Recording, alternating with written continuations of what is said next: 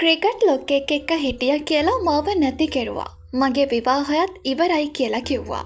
ජනප්‍රිය නිලිය හඬා වැඩමෙන් CIDයි.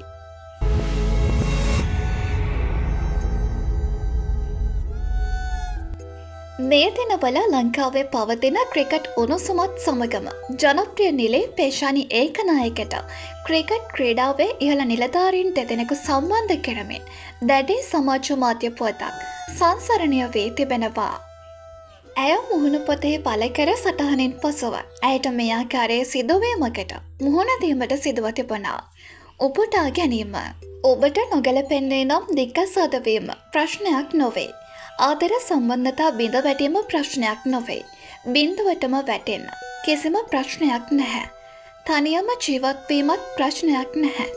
මානසිකව වැටුණත් ප්‍රශ්නයක් නැහැ. ඔබ කෙතරම් බිඳ වැටුණත් නැවත ඒ දේවල් සියල්ලම ආරම්භ කරන්න පුළුවන්. සැබෑම ප්‍රශ්න වන්නේ ඔබ සතුටින් නොසිටින තැන්වල රැඳී සිටීමයි. ඔබට ඔබවම අහිමි වීමයි.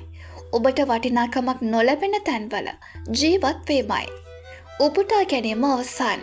ඉන් පසුව ඇයගේ විවාහය අවසන් වූයේ ඇය ක්‍රිකට් ආයතනයේ ඉහළ පුද්ගලයන් දෙදෙනෙකු සමග සිටි බව පවසමින් මෙසේ පුවතක් සමාජ මාධ්‍ය තුළ සංසරණය වී තිබුණා. ඇය දැඩි ක්‍රිකට් ලෝලියෙකු වීමත් තරග නරඹන්නට යාමත් ඇයව මෙසේ සම්බන්ධ කිරීමට හේතුව බවටයි පැවසෙන්නේ. ඇය අද දිනේදී CID වෙත පැමිණ හඬමින් මාධ්‍යයට පවසා තිබුණේ තමන්ට දරාගත නොහැකි තරම් මඩ ප්‍රහාරයක් එල්ල වී ඇති බවත් එබැවින් අද දිනේදී පැමිණිලි කළ බවත්ය.